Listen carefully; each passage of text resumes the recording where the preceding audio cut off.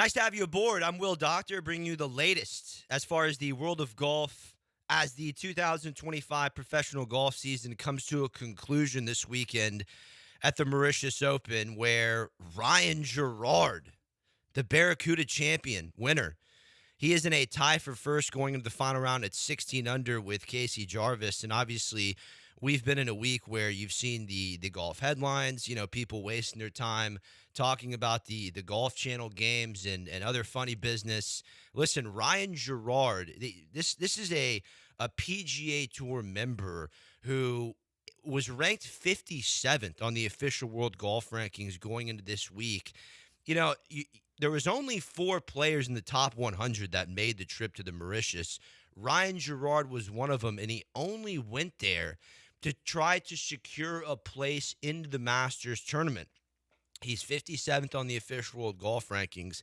He needed to finish fourth or better at the Mauritius to move into the top 50 on the official world golf rankings. He was really out of form in the fall, had 3 weeks off rolling into this week. I had to pass on him on Tuesday. That's looking like a bad decision as Gerard goes into the final round, a share of the lead at 16 under with young South African superstar Casey Jarvis. So we'll get to the Mauritius, go through where the favorites are, maybe give you some matchups going into the final round there. You also have the PNC Parent-Child Championship going on in Orlando. That tournament suffered a big. Well, they don't have their star there. They don't have Tiger Woods and Charlie Woods there. That's the bottom line. They still plenty of talent. Team Lehman, Team Price, Lee Trevino and his son, are going to be playing. They tee off at 9:28. The action gets started this morning.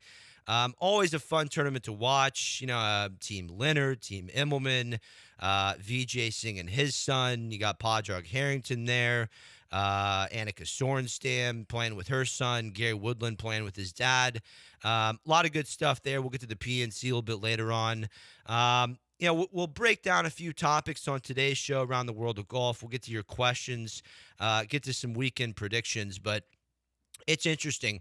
There was an idea put out this week there that somehow the success of Happy Gilmore 2, the sequel film to Adam Sandler's, I think, 1998 hit, there's some golf media elite that believe that Happy Gilmore 2 coming out mid-season correlates with the rating success the PGA Tour had in 2025. And really, this is a take being put out there by people who don't follow the professional game closely enough. We had Jim Nantz live on the show at the conclusion of the 2025 season, talked about the record rating CBS Golf had, and obviously that's going to keep going with CBS adding the great Johnson Wagner to the team. You'll now have Jim Nantz as the host, Masters champion Trevor Immelman as the analyst.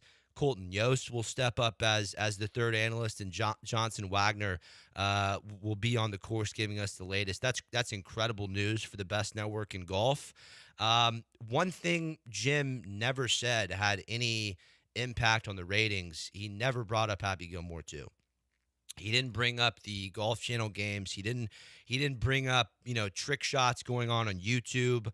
The success of the ratings in the 2025 season had nothing to do with that. You need to look no further than Scotty Scheffler's performance after May when he came back from injury, had a couple warm-up events, and then won 6 tournaments, in the last 7 months of the season, including 2 majors at the PGA and British Open. And now Scheffler goes into 2026 only needing a U.S. Open to complete the Grand Slam. We'll do a little preview on the 2026 major champions. I don't have any picks yet in there as far as 2026, but we'll get to the venues, review what has happened in the past at courses like Aronimink and Shinnecock, which is going to host the U.S. Open. We'll get to that. But as far as, who led the charge, why the ratings were so good in 2025, it's because of guys like Scotty Scheffler, who won the PGA Tour Player of the Year award. It's because of guys like Aldrich Potgieter, who brought home the Rookie of the Year award. The PGA Tour ecosystem is in a great place churning out talent like Potgieter and Michael Thorby Jornson.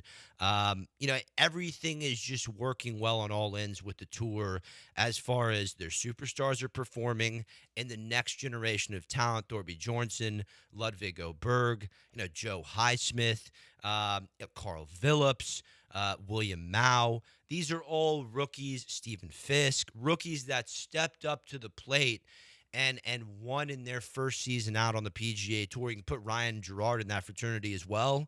That combination, the superstar performing and the David versus Goliath situations appearing, and what I mean by that is, like Mexico Open, where you had Aldrich Potgieter and Brian Campbell. Those situations drive ratings when your superstars are succeeding and you also have players stepping up to the plate with their careers on the line and pulling through in the big moment. Those are the reasons why the tour had so much success. And we're going to get to the announcement that the tour is going to add another signature event at the Cadillac Championship. I spoke to Jordan Uplegger this week.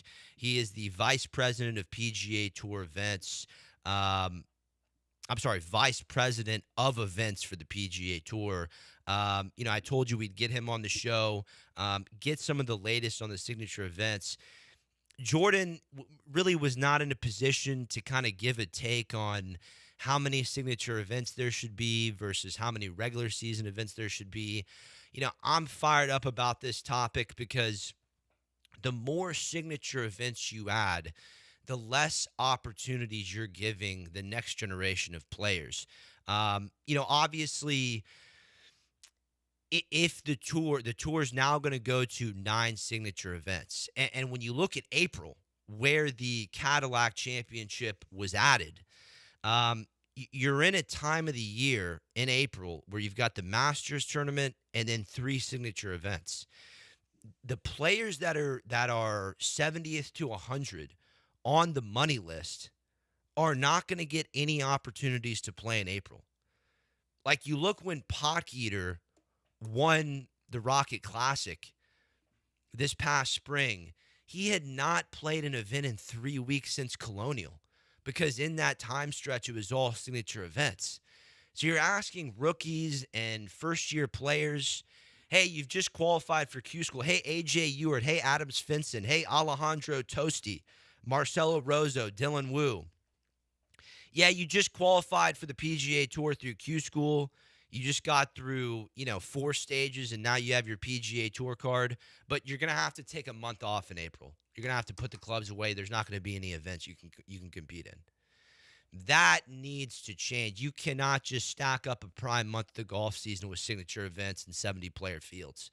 You can either change the schedule and put in some regular season events in there, or you can expand the fields and the signature events to 125 players, which is what we all enjoy. We want a nice full field. No one wants to just watch the superstars compete amongst themselves, which is why, I thought the Golf Channel games. Now, I think the average golf fan really enjoyed the Golf Channel games. Obviously, we're in a time of the year where people in the Northeast, they can't get outside. They want some kind of TV product. I think if you're going to do the Golf Channel games, it either needs to be Scotty Scheffler and Rory McIlroy for 18 holes, just a 1v1 match, or you bring in some of the players on the feeder tours. Scotty Scheffler, he if he's got a 4-player team in these Golf Channel games, you can put him with a Korn Ferry Tour player, an America's Tour player, and a Mini Tour player. And then on Rory's team, you can have Rory. You can kind of have a mid-level player from the DP World Tour. You can have an up-and-comer from the Challenger Tour. And then you grab someone from, the European, Mini Tour ranks, maybe the Sunshine Tour, the Alps Tour. I think that would be a lot more entertaining. And once again, you put some kind of life-changing prize out there for these Golf Channel games if you have that type of system, and all of a sudden you can change the life of a player who's on the America's Tour or on the Korn Ferry Tour, someone who is not making, 6-7 figures per year. I think that would be a lot more creative way to make the the Golf Channel games a little more enticing. We already talked earlier this week on Tuesday about Scheffler winning the Player of the Year for the fourth year in a row. Obviously, once he came back in May, he took over the year. There was no one better than him. But it was also announced on the other side of the pond that Rory McIlroy won the 2025 BBC Sports Personality of the Year. It was a very emotional ceremony for McIlroy there at the Dock 10 Studios in Manchester, and deservingly so. There have only been 3 golfers in history to win the British Sports Personality Award, and Rory is the first to do so since Sir Nick Faldo in 1989. Here was the Grand Slam champ on the honor. The BBC Sports Personality of the Year 2025 is Rory McIlroy.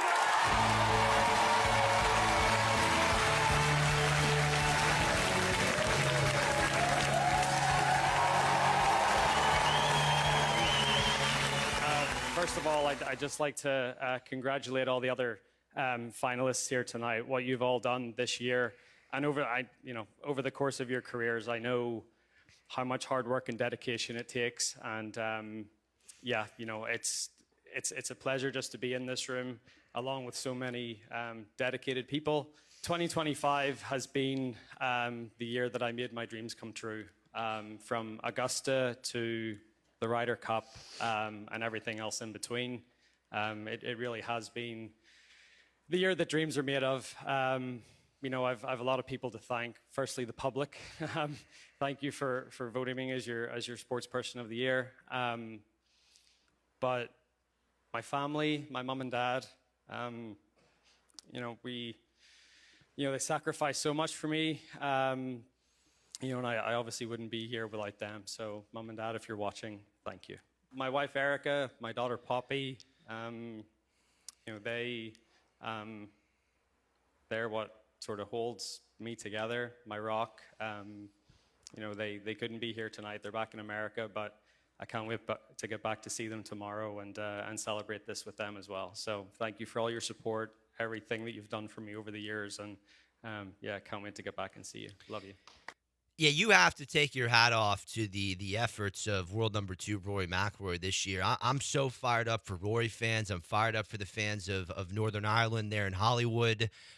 He came out to start this year. When you really look back to this time last year for Rory, he won the DP World Tour Championship in 2024. He comes out, he wins Pebble, he wins the Players.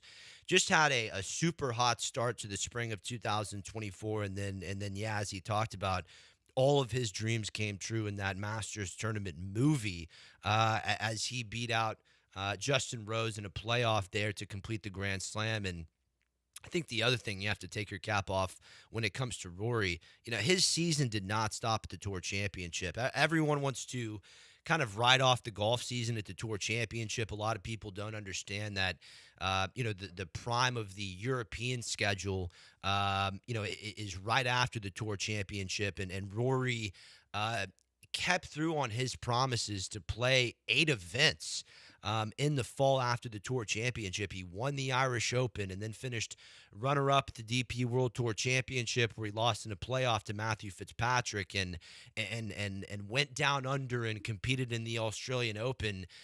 He didn't have to do any of this after winning the Grand Slam. He takes his obligations on both tours very seriously. You have to have a massive amount of respect for that when it comes to world number 2 Rory McIlroy. On the other side, we'll get into where the favorites are at the Mauritius Open. Once again, this is something you need to be tuned in overnight.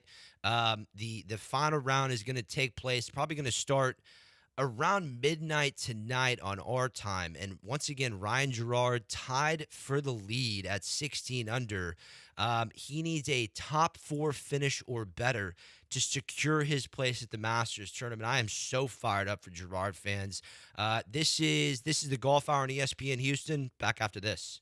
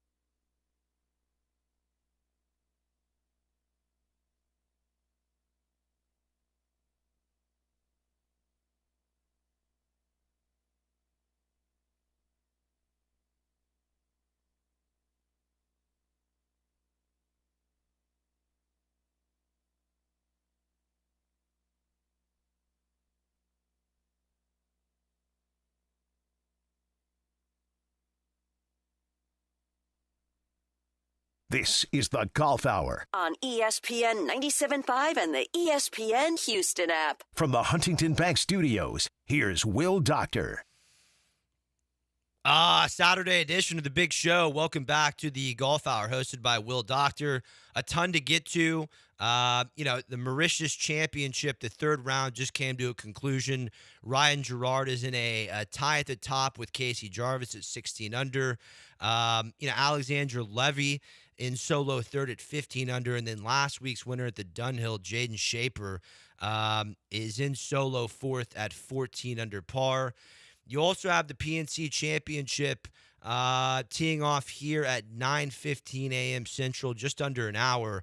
A lot of good storylines there. I mean, the PNC Championship, it's been a great product over the last 3 years, especially since the addition of Tiger and Charlie Woods, who unfortunately are not competing this year because Tiger's just a few weeks off of back surgery. I'm trying to check if the Dailies are playing. They're always a good time. Team Daly's playing. Team Corda's playing. That'll kick off on Golf Channel at 11 a.m. Central. So we'll get to that a little bit later on as play starts. You look at the past champions there. Bernhard Langer, Team Langer, has won the last 2 years in a row. VJ and Ka Singh won in 2022. And then the Dailies won in 2021. So, as far as the odds there, Team Kuchar, they're the favorite at 4-1. I think Matt's playing with his son Cameron, who is just an incredible athlete, tennis player, golfer.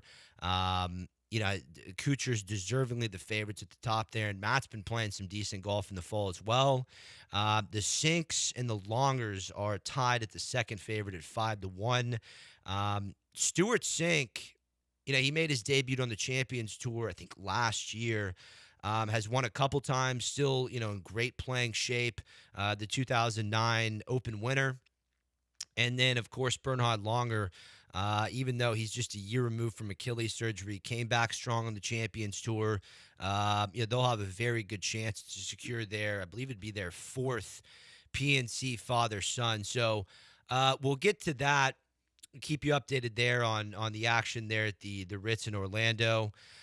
Circling back, and we'll get to the Mauritius and take you through where the favorites are here in just a second. I want to get to some of this audio that we missed from Tiger Woods a couple weeks ago. And it kind of continues our conversation on the 2026 schedule. When you look at everything that the new leadership of the PGA Tour is doing, I've been very critical here or there of Brian Rolop comparing the PGA Tour to the NFL and wanting to make this like the NBA or the MLB. Obviously, golf stands alone as an individual sport. It is never going to be like those other sports. So I'm not a huge fan of that rhetoric. That said, you have to acknowledge the fact that the tour has added 3 new events in the last 3 months. You added, as far as the fall series, you added Asheville and Austin. Which is great news, obviously, for Asheville getting over Hurricane Helen. It's great news for the state of Texas to add another PGA Tour event. Barton Creek is going to be a phenomenal host. Obviously, Good has come in to be the title sponsor there in Austin. I've been very critical of YouTube Golf. I'm not a huge fan of the trick shots. I'm not a huge fan of the collaborations and kind of meaningless matches that go on there. I mean, I do think there is a place to show off new golf courses, to do golf course reviews as far as, playing on YouTube and maybe I would say that's really the only place I see it being a big plus to YouTube Golf is when you have the opportunity to show off new courses. I think some of the interviews that Bryson DeChambeau has done, while he's trying to trying to break 50 with his guests, I think that's super creative. But a lot of this YouTube stuff is really just complete slop. And I think you see and back to Good though, they're in the business of that kind of stuff, and I've been critical of that.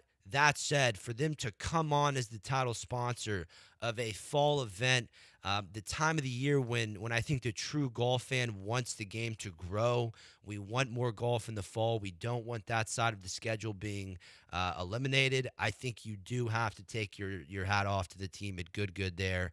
And as far as, they're being a massive help as far as the tour getting fall sponsors. It's not an easy thing to do during football, NBA, college football season. So that is a big win there. You are seeing the tour add tournaments, Asheville, Austin, and now Miami at Doral at the Cadillac. But amidst all this, I think if you have an ear that's close to the game, you are hearing that the tour, I think April, when we talk about April being the Masters and 3 signature events, I think you're quietly seeing the tour work into that kind of schedule where they only want 20 events on the spring and summer regular season, and 12 of those they want to be signature events. So then you would only have really 5 other regular season events, which means tournaments would be cut. I think tournaments like the Valero Texas Open in San Antonio are in trouble. I think before Scotty Scheffler arrived at the scene, I think the Byron Nelson was in trouble. John Deere Classic, the Rocket Classic in Detroit, these communities that the tour does so much for, they're in trouble because the golf elite superstar wants to play less golf. They don't want to go help out communities in Silvis or San Antonio. And we heard, you can take it from me, we heard the best player ever talk about it a couple weeks ago in the Bahamas at the Hero. Here was Tiger Woods on when we will potentially see a new schedule.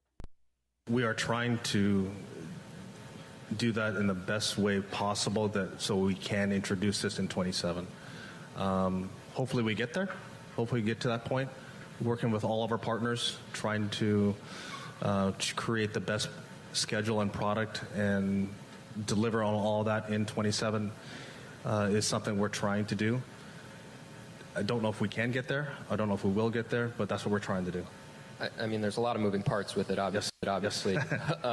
Yeah. Could you see a phased rollout where some stuff changes in 27 to 28, or do you want it one fell swoop? Well, again, that is one of the different concepts we're looking at as well. Rip the Band-Aid off, create a whole new product, do it staged. But this is one of the reasons why we talk to all of our partners, why we talk to all the CEOs, and everyone who's involved in the game, is to try and get their opinion on what would they like to see. And it's up to us at the committee level to try and figure that out. See, right there, Tiger's talking about a whole new product, ripping the Band-Aid off and starting all over, depending on what the title sponsors want. Listen, I think what the true golf fan wants is for the schedule not to change. I think it's understandable to have these 6 to 8 signature events that kind of took the place of the WGCs. Even though I thought the WGCs, at Firestone and Austin Country Club, I mean, those were absolute movies that should not have been taken off the schedule. But I think it is understandable for the tour to have 5 to 7, maybe 8 of those elevated purses where just the top, 70, get together and compete for a bigger prize. I think that's understandable. But to push that number to 12 would just be taking away opportunity from the middle class of the PGA Tour. And Tiger spoke a little bit more in depth about that 20 event schedule that he's been talking about. Let's hear Tiger talk about that reduced schedule. Well, this is fan-based. We're trying to give the fans the best product we possibly can. And if we're able to give the fans the best product we can, I think that we can make the players who have equity in the tour, we can give them more of that. And so the financial windfall could be fantastic for everyone who's involved. And so the FCC's been meeting. I think we've had 3 different meetings. We've got one coming up here. We've torn down and looked at so many different models, Todd. I mean, it's been a lot. We've talked to title sponsors. We've talked to CMOs. We've talked to tournament directors. We've talked to media partners. We've talked to a lot of different people and taken a lot in of what they would like to see. And then it's up to us at the committee to try and put it all together and try and make it work and keep the players informed to what possibly could happen, and we want their opinions as well. We're being very transparent with all of this. That's something that we've been very adamant, and I have been very adamant about this process, is the transparency side of it. And this is something that is going to be fantastic for all of the fans, for the players. As I said, it could be a financial windfall for everyone.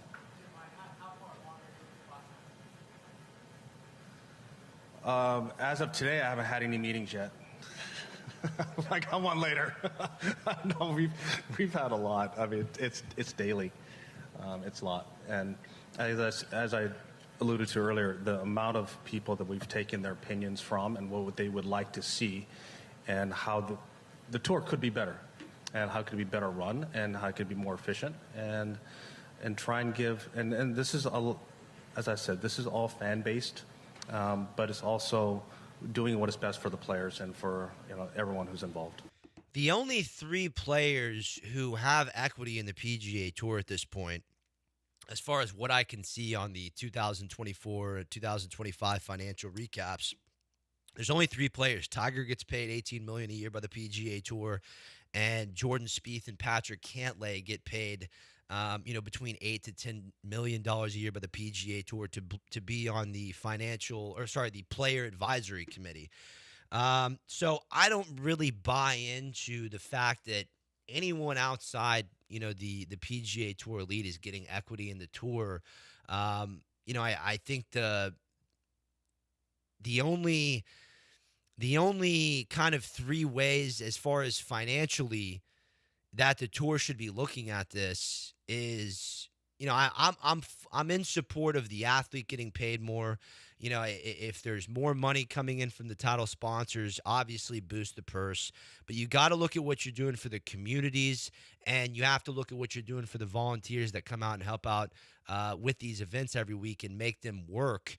A lot of people just don't realize, how much work goes into actually putting on a PGA Tour event. And the fact Tiger's talking about, players getting more equity in the tour. I mean, we have the financial results from the PGA Tour in 2024, and outside what the players make in the tournaments, there's only 3 players that are getting paid by the PGA Tour. Something that's worthwhile that makes them feel like they have equity in it.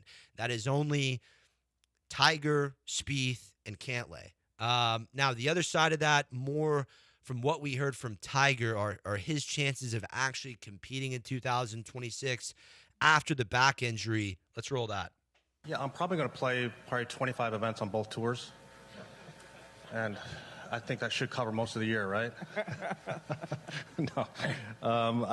I'm just looking forward back to let me get back to playing again. I just want to let me do that, and then I'll kind of figure out what the schedule is going to be. I'm a ways away from that part of it, and that type of decision, that type of commitment level.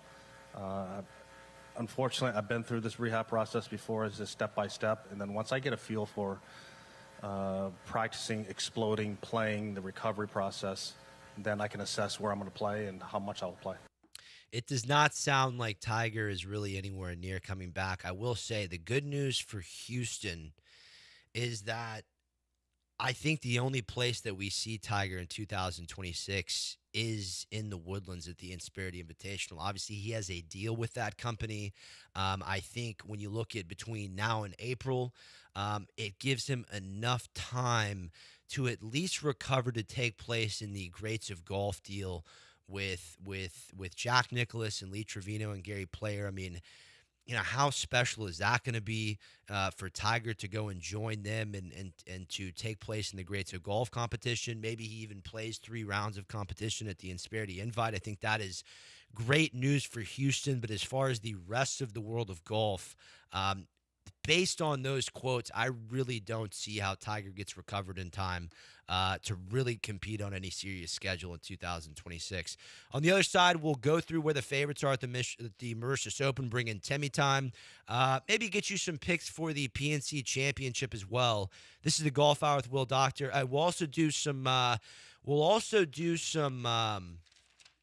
I'll get you a couple yeses and nos as far as Christmas gifts in the world of golf. We'll do that as well. This is the Golf Hour with Will Doctor. Back after this.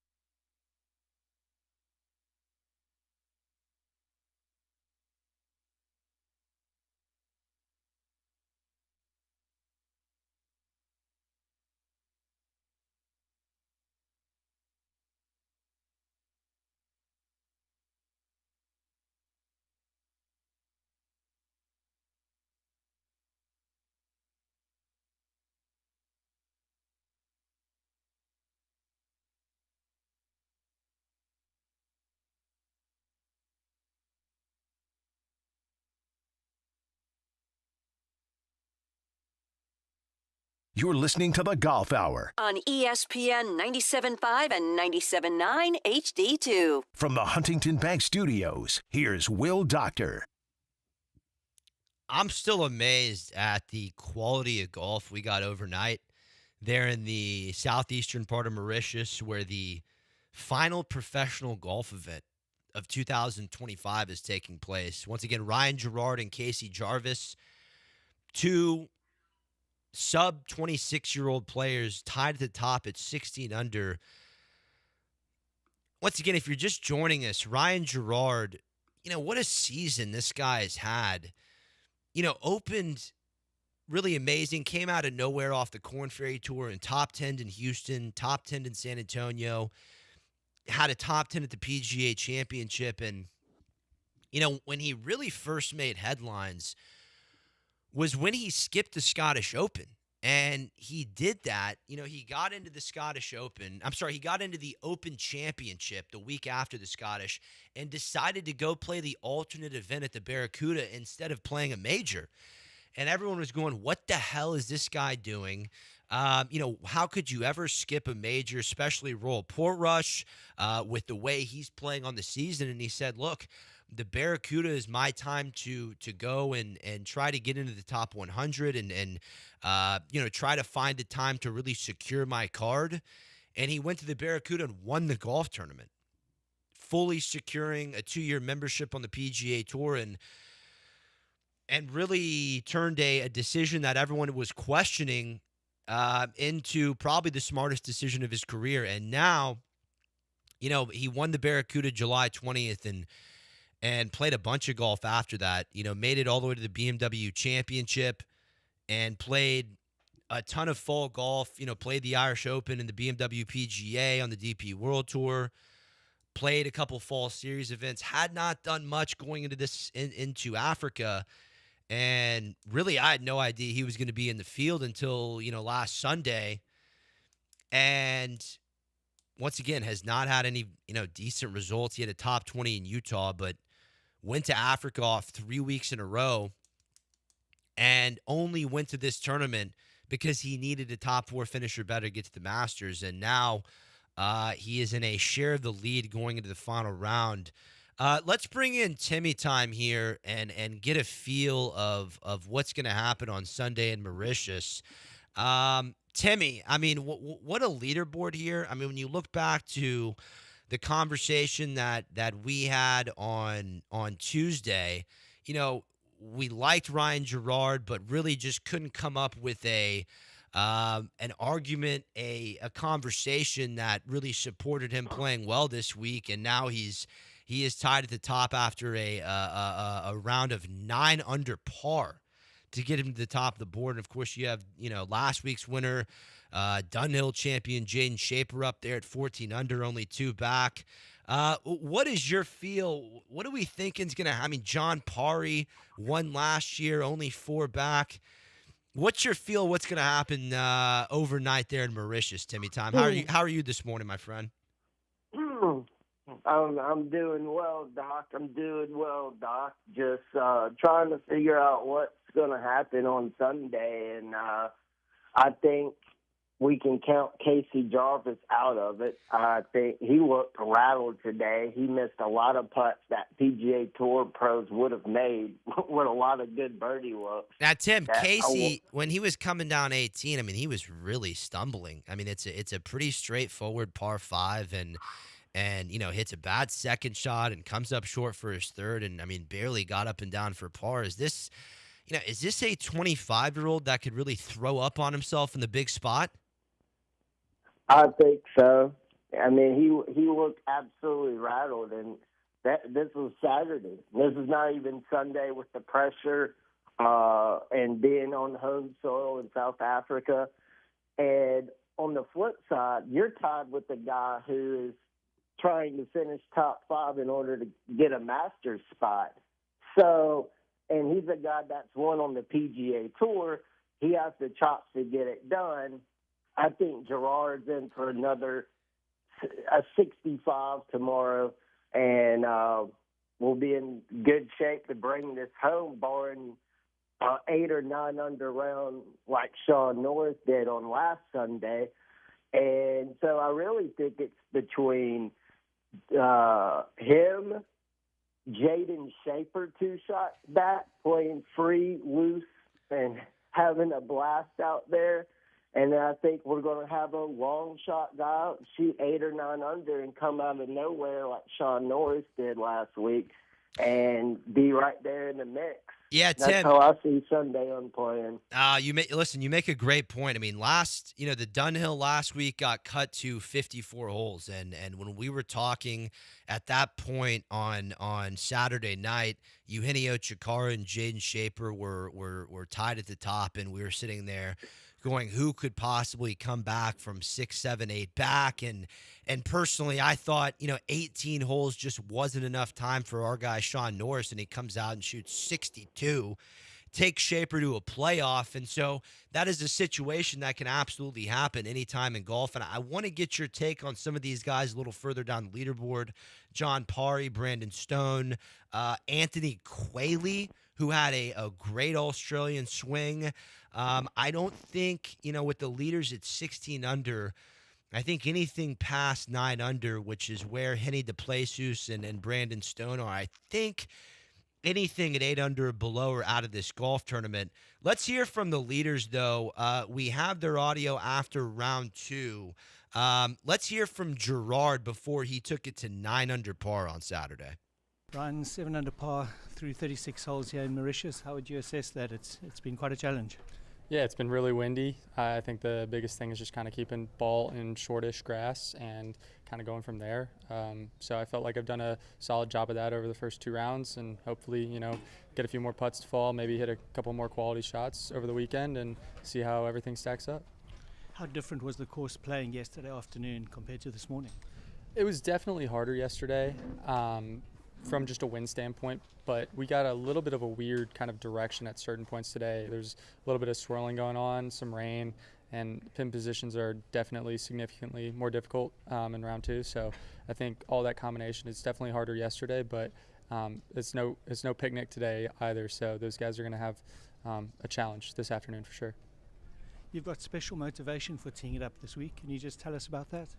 Yeah, I had a pretty good year this year, and unfortunately didn't finish great.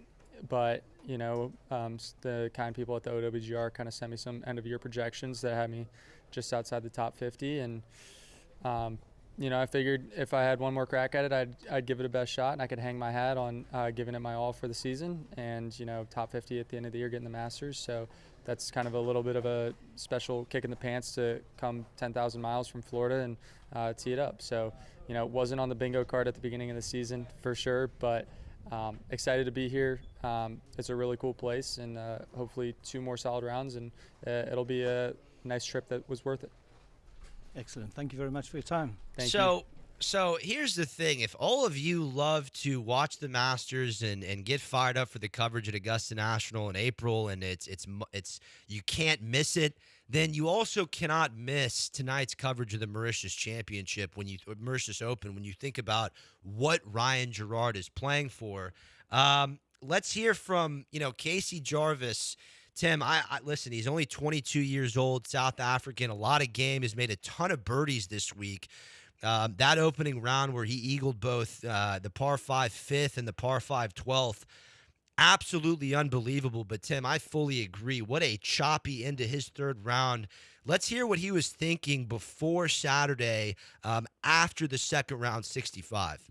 Casey, you followed up yesterday's 5 under with a 7 under par today. How would you assess the opening 36 holes? I always love coming to Mauritius, so to play nicely, to start well, and then back it up with a good round today. Yeah, lots of positives. What were the conditions like out there this morning? To be honest, pretty easy. There wasn't much wind out there until the last couple of holes, so took advantage of the good conditions. You've scrambled well this week. It gives an indication that your mental game is in a good shape.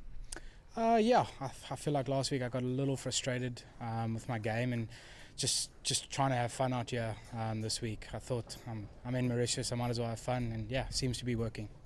How much do you enjoy playing this layout and this link style of golf?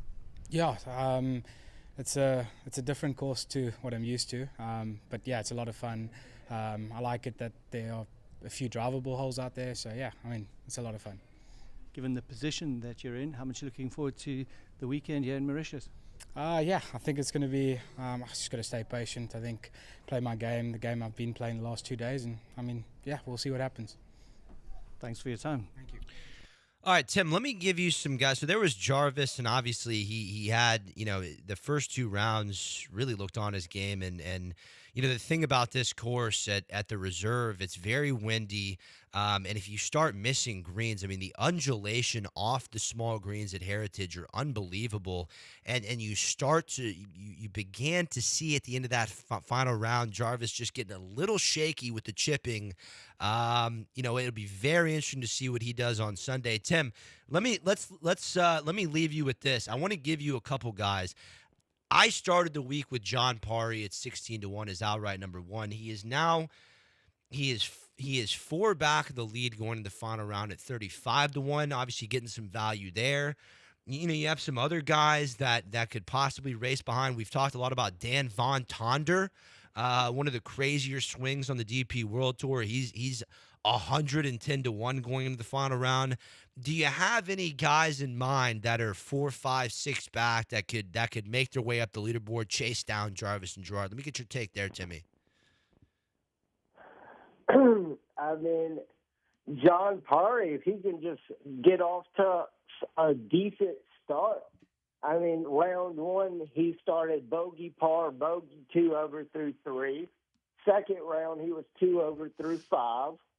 And yesterday, he was 2 over through 4. And if he could just, I don't know, just not shoot the first 4 or 5 holes and took a cumulative 6 over par through 3 rounds of golf, Parry would be right up there.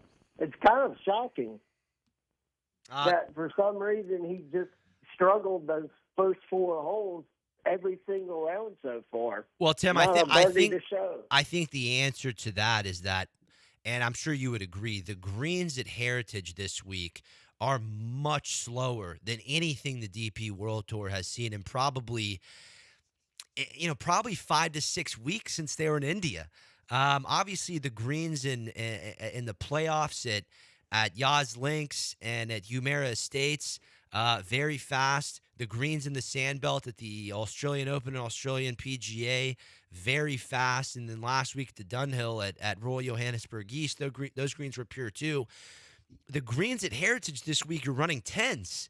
And I think it took Parry a little bit, kind of a full round, a full 18 holes to get used to that. So we'll see. Sunday could be his round, could be his day to take it deep. A final round 62 from John Parry would be a movie ending to the 2025 season, but I also don't see Ryan Gerard going anywhere. I also certainly don't see him falling outside the top 5 and giving up that spot at the Masters. Tim, appreciate your time this morning. We'll get back to you next Saturday. Have a great weekend, my friend. We'll talk later on, and we'll take a quick break here on the Golf Hour. Christmas picks. Probably deciding, hey, is this a cool golf gift? Is this a stupid golf gift? Should I get my dad a golf watch or a rangefinder? 2-month sim membership versus a launch monitor. I'll let you know what the best golf gifts are for this year's Christmas season. This is the Golf Hour with Will Doctor. Back after this.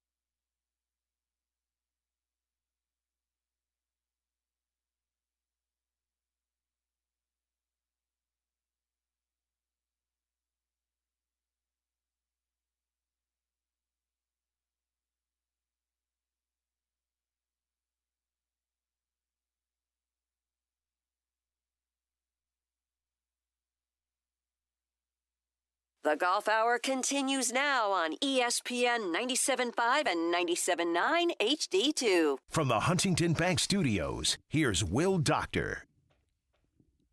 All right, let's get to some of your questions. We're going to get to Art Strickland here in just a few minutes. Puts together, first off, longtime writer for Sports Illustrated covering the world of professional golf.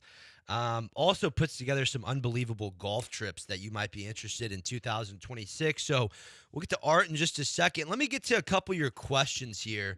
And this week's questions, they all had to do with Christmas gifts. What you need to be in or out on when it comes to buying golf Christmas gifts. All right, here's Tyler. Golf watch or rangefinder? You know, when I was competing in high school and college, I could not wear a watch on the golf course. It just felt awkward, and it looked geeky to me. Just wearing a kind of a GPS watch or any kind of watch when I was playing, it just didn't feel right. Fast forward, 7, 8 years later, I wear the kind of the Garmin all-purpose watch. And, to be on the course and not have to worry about a rangefinder, and I just look at my watch and get the number, to the center of the green, and then, I can kind of calculate with my eyes where the pin is. Man, the Garmin watch, I think I have the Phoenix. You really can't go wrong with the Garmin watch on the golf course. That said, if you're someone, who likes to just, shoot your number and get it immediately, you can't go wrong with a good rangefinder. But I just think as far as all-purpose, not only is the Garmin watch good for golf, but, you can also keep track of your health, your sleep, calculate your workouts and all that good stuff. I got to side with the golf watch. And maybe not for the junior golfer and maybe the college player. The weekend golfer, I think, could benefit a lot from the Garmin watch. All right, here's Frank. A Ping golf bag versus a Bobby Jones golf bag. Interesting. If you're walking a lot, I'm going with Ping. You can't go wrong with a Ping Hoofer if you're walking a lot. The new Jones bags, if you're a rider, if you're riding a lot, I would have to go with the Jones golf bag. But I think all-purpose talking, I think the Ping Hoofer. I'm going to have to go with the Ping Hoofer. Casey, 2-month SIM membership versus Rapsodo launch monitor. I'm going with the launch monitor. Dan, Bushnell speaker or Turtle Box speaker? I'm going the Turtle Box Ranger all day long. I mean, you're going to spend $100 more. Turtle Box rangefinder, way better. All right, let's get to Art Strickland, Superstar SI golf reporter, also has some great offers on 2026 golf trips. Art, what's going on? Merry Christmas, my friend. Hey, Merry Christmas to you. That's some interesting questions there on rangefinder and Garmin watch. I like all that. Yeah, well, there's when you come to guests, there's nothing better than a golf trip for 2026. I think you're on the right path, my friend. Well, listen, you have stuff that the golfers are actually interested in, getting them to great new golf courses like Wild Spring Dunes. Obviously this golf gift segment. You know how it is, Art. People aren't sure, what to get their significant other when it comes to the world of golf. Give them a couple options there. I hope you liked my picks. I'd take the launch monitor over the SIM membership. I'd take the Ping golf bag over Bobby Jones, and yeah, I think the only controversial take there is the golf watch over the rangefinder. But let me know what we have in store for these 2026 golf trips. Art, where are you taking the people? Yeah, golf. I don't think I'm telling anybody who listens to your show anything they're not already aware of. But golf travel has exploded all over the country, all over Texas. As a golf pro once told me a couple of years ago, he said, I don't want to be quoted as saying COVID was really good for golf, but let me just tell you, COVID was the best thing that ever happened to the game of golf. Because with COVID, once we got through that, people realized they want to be outside, They want to go to places. They don't want to postpone trips. They don't want to. They want to do it now, and they want to have the experience of a great place, but also with great friends. Because you can go and by yourself anywhere, but that defeats half the purpose of a golf trip. Will, you know that. So to go with friends and to go places, and there's a lot of great spots. And so, with the Art of Golf Travel, and we have the website, theartofgolftravel.com. But with the Art of Golf, we try to really major on the hot destinations. And we've been to Pebble Beach. We've been to Bandon Dunes. We've been to a lot of great places. We were in Scotland last year. We were in Ireland last year with 12 people. So, but this year we're going to Cabot Links. Wow. And Is it Cabot now, is Art, really the Art, hottest. Art, is that the one that you're most excited about for It really 2026? is. And, Cabot Links fulfills all the checkpoints, I think, of a great destination. It is it's not easy to get to. It's kind of remote, so you gotta want to get there. Like you gotta want to get to Bandon. Yeah. Like you gotta want to get to Pebble or any of these places. So it's right on the banks of the Atlantic seaboard in Canada, in Nova Scotia. So you can fly Air Canada to Montreal from Houston. You can fly American to Philadelphia, and then take a short photo jumper to Nova Scotia.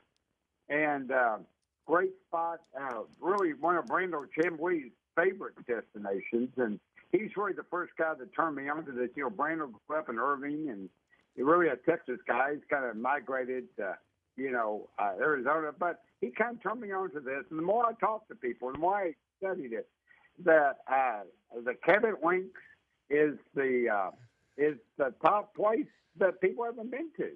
And that's something that we try to major on, because if it's a place like you could call, for example, the Woodlands Resort, which is a great place. I've been All right, there, that is Art Strickland. Once again, head to theartofgolf.com. Get out to Cabin Links in 2026. Art, we'll have you again next week. I'm out of time. This is the Golf Hour with Will Doctor. We'll see you next week.